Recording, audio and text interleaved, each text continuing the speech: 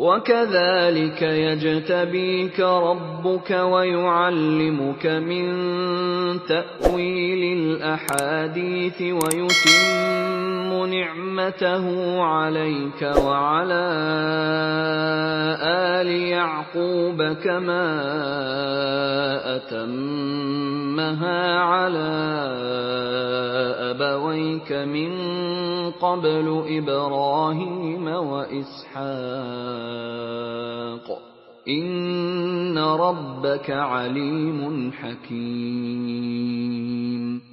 اور اسی طرح خدا تمہیں برگزیدہ و ممتاز کرے گا اور خواب کی باتوں کی تعبیر کا علم سکھائے گا، اور جس طرح اس نے اپنی نعمت پہلے تمہارے دادا پردادا ابراہیم اور اسحاق پر پوری کی تھی، اسی طرح تم پر اور اولاد یعقوب پر پوری کرے گا۔